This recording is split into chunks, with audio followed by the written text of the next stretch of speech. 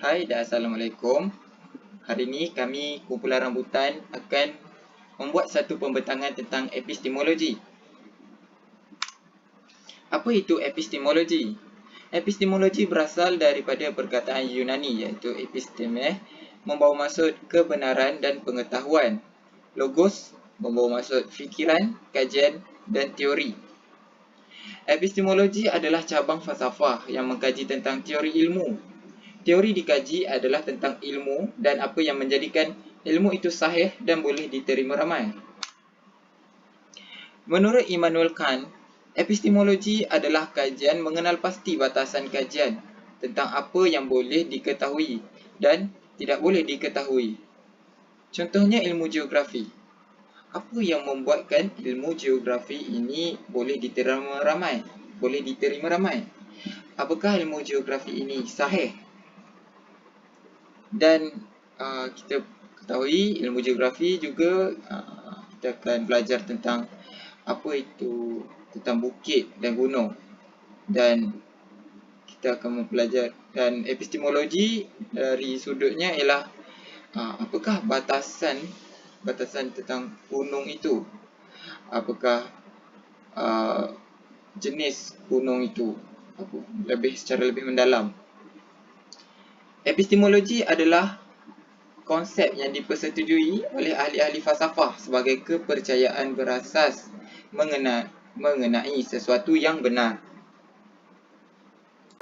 Assalamualaikum warahmatullahi wabarakatuh dan selamat pagi. Nama saya Muhammad Danish Mukris bin Jamaluddin, dan pada pagi ini saya akan membentangkan tentang kaedah dan sumber perolehan ilmu.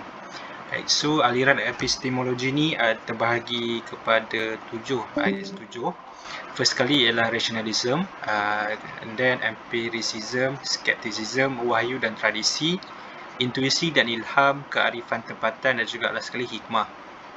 Alright, first kali aliran empiricism. So aliran ini adalah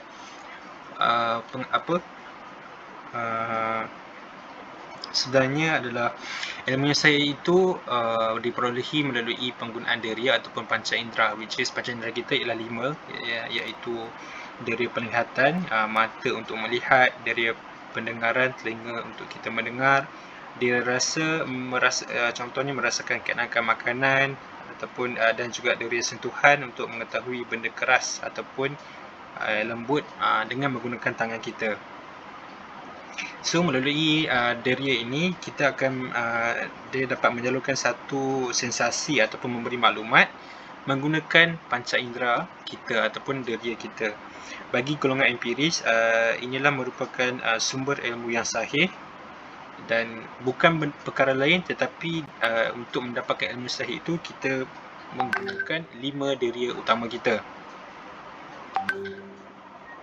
And then bagi golongan empiris juga, pengesahan sesuatu ilmu ditentukan dengan merujuk kepada pengalaman yang kita peroleh daripada deria kita sendiri, which is contohnya kalau kita ditanya macam mana awak tahu mi itu panas. Jadi untuk kita buktikan bahawa kenyataan itu benar, kita akan tengok asap yang keluar daripada mi itu sendiri, iaitu kita menggunakan deria penglihatan dan ataupun kita deria sentuhan, dan apabila kita memegang mangkuk mi itu kita akan berasa panas, dan hal ini secara tidak langsung menyebabkan kenyataan mi itu panas itu benar. Jadi kita dapat lihat bahawa golongan empiris ni menekankan peranan panca indera dalam penjanaan atau penghasilan ilmu dan juga dalam proses pengesahan ilmu. Dan antara ahli empiris yang masyhur pada abad ke-18 dekat United Kingdom is John Locke dan juga David Hume. Right, next adalah aliran rationalism. Aliran ini berbeza dengan aliran empiricism.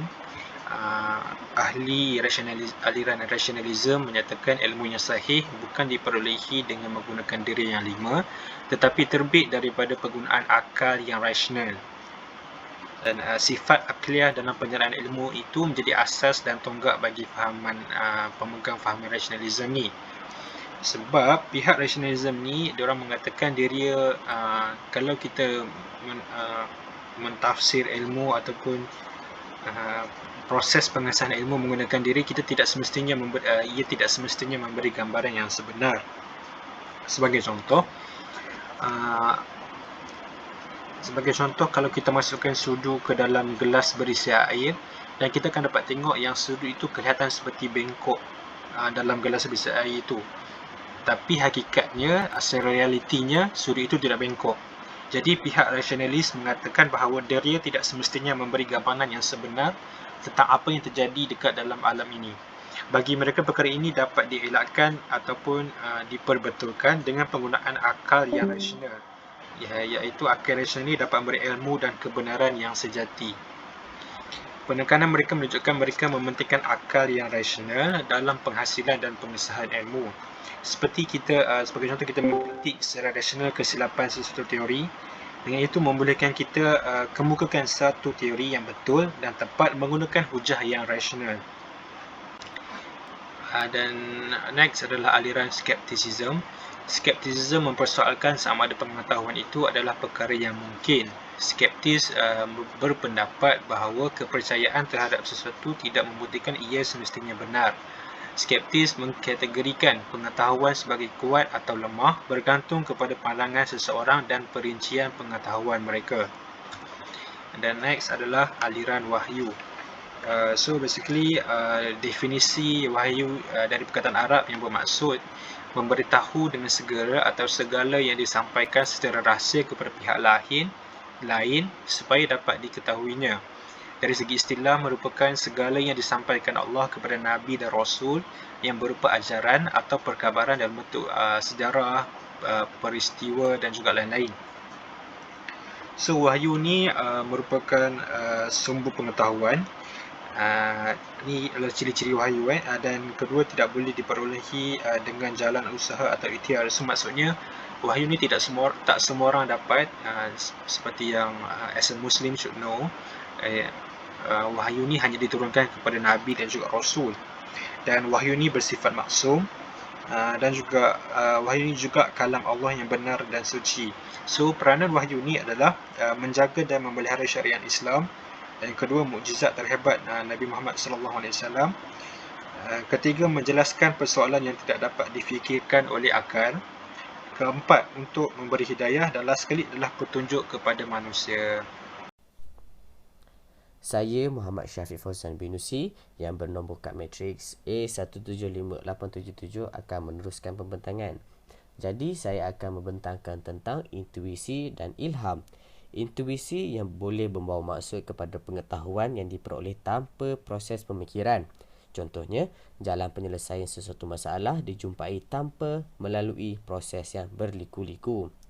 Jadi, intuisi juga boleh didefinisikan sebagai berlaku dalam keadaan yang tidak sedar, iaitu ketika tidak difikirkan atau dikehendaki. Contohnya, seseorang yang menangguhkan pemikirannya pada sesuatu masalah kerana terlalu buntu, tiba-tiba menemui jawapan lengkap kepada masalah tersebut. Manakala ilham pula ialah cahaya yang datang kepada nurani, bersih dan lembut. Jadi, ilham ialah ilmu yang didapati tanpa mengkaji dan mencari dalil. Seterusnya ialah kearifan tempatan. Kearifan tempatan adalah dua perkataan gabungan, iaitu kearifan iaitu wisdom dan tempatan iaitu lokal. Menurut Flavia pada tahun 1995, kearifan tempatan ialah pengetahuan unik masyarakat yang terbentuk dari amalan harian dan budaya masyarakat. Contohnya, cerita rakyat, lagu, peribahasa, nilai budaya, kepercayaan, ritual, adat, bahasa dan amalan pertanian. Jadi kesimpulannya ialah kearifan tempatan ini adalah ajaran turun-temurun dari generasi ke generasi. Jadi jenis-jenis ilmu terbahagi kepada dua, iaitu klasifikasi ilmu dan klasifikasi ilmu Islam. Jadi klasifikasi ilmu ialah epistemologi yang mengajar kita tentang jenis-jenis ilmu lah dan klasifikasinya. Jadi klasifikasi ilmu ni terbahagi kepada dua, iaitu sains kemanusiaan dan sains tulen. Sains tulen di mana kita dapat lihat bahawa di dalam sains tulen itu ada fizik, kimia, biologi, matematik dan lain-lain.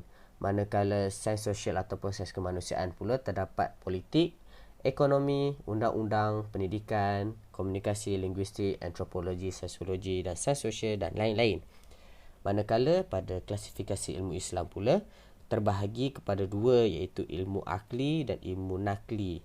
Ilmu nakli ialah ilmu yang berdasarkan wahyu seperti cara bersolat, berpuasa, mengambil wuduk. Ilmu akli pula ilmu yang berasaskan eksperimen sains. Baik. Saya Muhammad Rahimi akan meneruskan pembentangan dalam tajuk perkembangan epistemologi. Epistemologi mempunyai kaitan yang sangat rapat dengan salah satu fenomena sejarah, iaitu revolusi. Baik, saya Muhammad Rahimi akan meneruskan pembentangan bagi tajuk perkembangan epistemologi. Epistemologi mempunyai kaitan yang sangat rapat dengan salah satu fenomena sejarah yang berlaku pada abad ke-17, iaitu revolusi sains. Ya, sains telah wujud sejak dahulu lagi.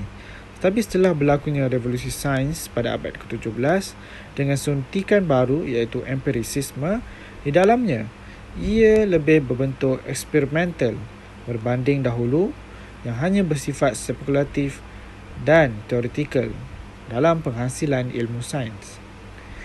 Berikut merupakan perbezaan sebelum dan selepas revolusi sains pada abad ke-17 dalam penghasilan ilmu sains. Penghasilan ilmu sains lebih bersifat spekulasi dan teoretikal semata-mata, tidak melakukan eksperimen dan hanya berlandaskan intelektual dan rasionalisme. Selepas revolusi sains berlaku, penghasilan ilmu sains lebih bersifat eksperimental dan eksperimen-eksperimen yang dibuat berlandaskan intelektual rasionalisme. Baiklah, seterusnya saya akan bincangkan mengenai kesan epistemologi yang tercetus daripada revolusi sains, iaitu perubahan transformasi di dalam penghasilan ilmu sains. Terdapat kriteria yang kedua digunakan, iaitu kaedah eksperimen, dan ini melambangkan atau mencirikan apa yang diterima sebagai fahaman empirisme di dalam epistemologi.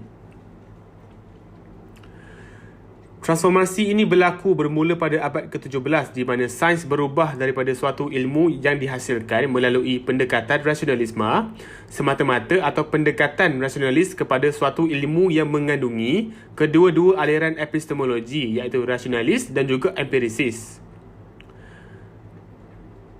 Peranan penting penggabungan rasionalis dan empirisis ialah dengan adanya penggabungan kaedah rasionalis dan empirisis dalam penghasilan ilmu, maka dapat dilihat hasilnya dalam bentuk sains tabi'i yang diterima umum dan kita dapat melihat impak dan hasil daripada penggabungan itu.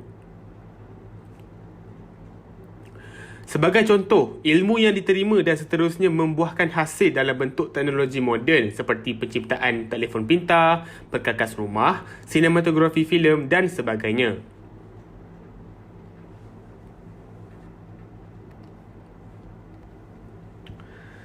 Jadi, daripada apa yang dinyatakan, dengan berlakunya revolusi sains, epistemologi yang merupakan sintesis di antara rasionalis dan empirisis mendapat perhatian yang lebih di dalam sejarah epistemologi itu sendiri.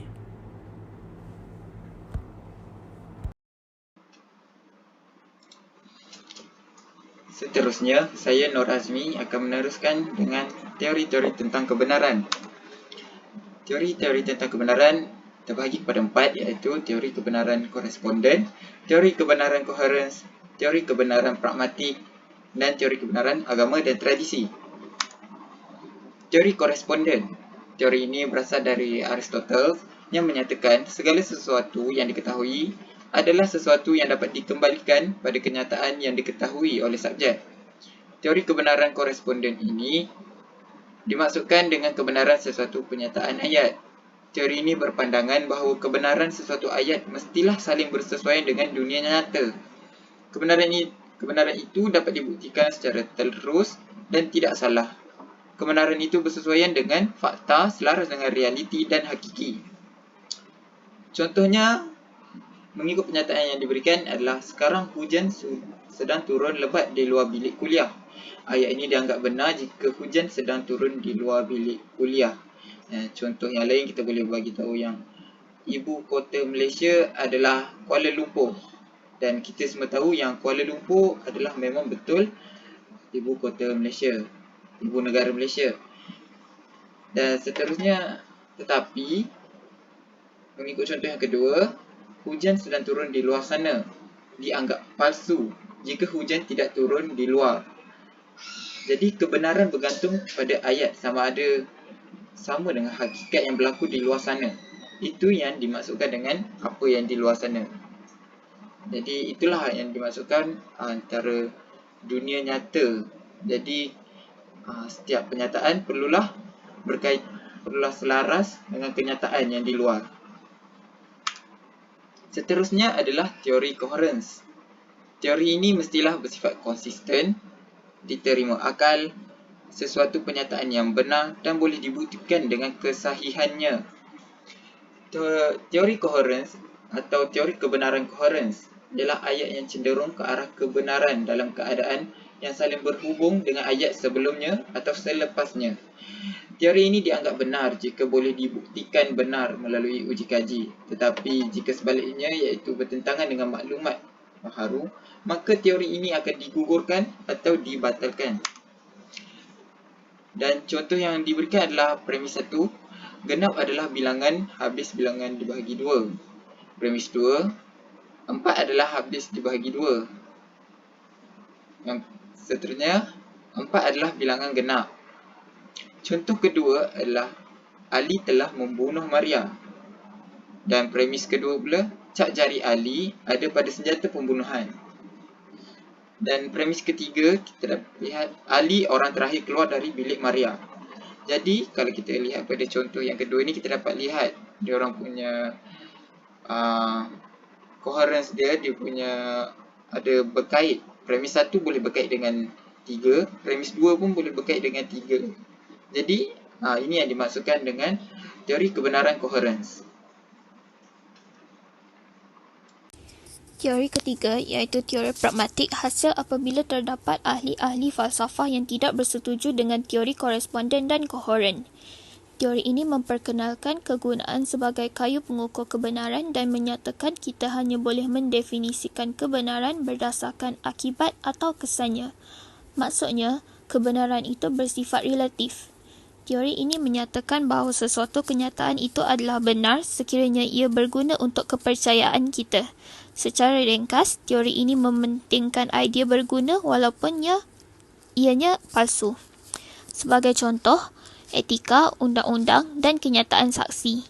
Kenyataan saksi tidak semestinya sentiasa benar, namun sekiranya kenyataan tersebut berguna untuk digunakan sebagai hujah di dalam mahkamah, maka ia boleh dianggap sebagai fakta. Kelemahan teori ini ialah apa yang kita sangkakan kebenaran mungkin sebenarnya adalah palsu. Contohnya, orang dahulu menyangkakan bahawa bumi itu rata, tetapi hakikatnya bumi berbentuk bulat. Teori agama dan tradisi wujud kerana ilmu, agama dan tradisi telah berkembang seiring dan sejalan sejak awal peradaban manusia. Sebagai contoh, tamadun Babilonia, Mesir, India dan China. Teori ini mengatakan bahawa setiap agama dan tradisi mempunyai kebenaran yang berbeza-beza yang dipercayai dan diamalkan oleh mereka. Maka, kebenaran itu bukanlah relatif dan bersifat mutlak. Setiap agama dan tradisi percaya bahawa cara mereka merupakan jalan yang sebenar ke arah kebenaran. Selamat sejahtera, nama saya ialah Keksara Charun, A178252. Hari ini saya akan membentangkan tentang tajuk epistemologi untuk kegunaan kehidupan. Yang pertama kali ialah kesepaduan antara falsafah, agama dan sains. Saya akan menerangkan satu persatu apakah itu falsafah, sains, agama dan ilmu. Baiklah, yang pertama kali, falsafah. Apakah itu falsafah? Falsafah dengan perkataan lain dalam bahasa Inggerisnya ialah filosofi.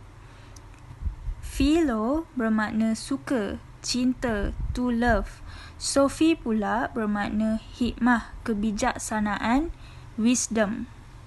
Seterusnya, apakah itu sains? Sains ialah daripada perkataan Latin yang bermaksud pengetahuan. Menurut Kamus Dewan, sains adalah ilmu pengetahuan yang teratur, dengan kata lain iaitu sistematik, yang boleh diuji atau dibuktikan kebenarannya, cabang ilmu yang berdasarkan kepada kebendaan atau kenyataan semata-mata. Sains juga didefinisikan sebagai ilmu yang didapati melalui metodologi saintifik. Seterusnya, apakah itu agama? Lazimnya bermakna kepercayaan kepada Tuhan atau sesuatu kuasa yang gaib dan sakti seperti dewa, dan juga amalan dan institusi yang berkait dengan kepercayaan tersebut. Agama mempunyai makna yang lebih luas, yakni merujuk kepada satu sistem kepercayaan yang kohesif, dan kepercayaan ini adalah mengenai aspek ketuhanan. Agama ini bukan sahaja merupakan soal hubungan antara manusia dengan Tuhan, malah merupakan soal hubungan manusia dengan manusia juga. Yang akhirnya, apakah itu ilmu? Ilmu bermaksud tahu, pengetahuan dan kepandaian. Secara etimologinya, kata ilmu berasal daripada bahasa Arab iaitu alima. Ilmu ini sebagai penghubung antara yang tahu iaitu subjek dan yang diketahui iaitu objek. Epistemologi telah mengajar kita tentang jenis-jenis ilmu dan klasifikasinya. Contohnya klasifikasi ilmu kepada ilmu sains kemanusiaan dan ilmu sains tulen. Kekuatan akal dan rasional mampu menjadikan manusia memahami alam, menyelesaikan masalah dan mencetuskan kemajuan untuk membina kehidupan sejahtera. Antara solusi dalam menghadapi kecelaruan dalam falsafah dan isu semasa adalah menerusi kesepaduan antara falsafah, ilmu dan agama. Kesepaduan tersebut dapat dilihat di mana titik persamaan kesemuanya adalah bagi mencari kebenaran. Namun, falsafah dan ilmu mempunyai keterbatasan. Hanya agama sahaja yang mutlak. Mustahil agama yang benar bercanggah dengan kebenaran. Hal ini kerana perbincangan melibatkan agama berdasarkan kepercayaan dan wahyu yang merupakan ciptaan Tuhan, manakala falsafah merupakan ciptaan manusia. Ringkasnya, agama adalah pegangan bukan spekulatif dan tidak berubah. Kesepaduan antara ilmu bukan lagi monodisiplin tetapi transdisiplin. Hal ini kerana kelemahan monodisiplin mempunyai keterbatasan seseorang dalam memahami sebuah isu. Sudut pandangan berbeza juga hanya bersesuaian dengan bidang masing-masing. Seluruh kandungan pendidikan merupakan ilmu yang hendak disemai dan dijana dalam diri manusia. Setiap perkara atau kursus yang dipelajari harus menuju ke arah falsafah, prinsip dan objektif yang sama dan mempunyai pertalian. Pendidikan seharusnya dilihat satu ilmu yang bersepadu kerana di dalam ilmu itu sendiri terangkum aspek nilai dan kemahiran. Jadi melalui kesepaduan ilmu ini juga, para ilmuwan bekerjasama dalam menyelesaikan sesebuah masalah. Dalam cabaran ilmu, falsafah dan agama, pengetahuan merujuk kepada hal-hal biasa dalam kehidupan. Pengetahuan yang tersusun akan meningkat menjadi ilmu atau sains. Ilmu dan sains hanya menjawab masalah segera, maka memerlukan falsafah bagi menyelesaikan masalah yang lebih holistik. Falsafah menimbulkan spekulatif dan tidak meyakinkan, maka memerlukan agama untuk memberi jawapan yang mutlak. Sekularisasi yang memisahkan agama pula menyebabkan sistem dualisme dalam pendidikan. Sekian sahaja daripada kumpulan kami. Terima kasih.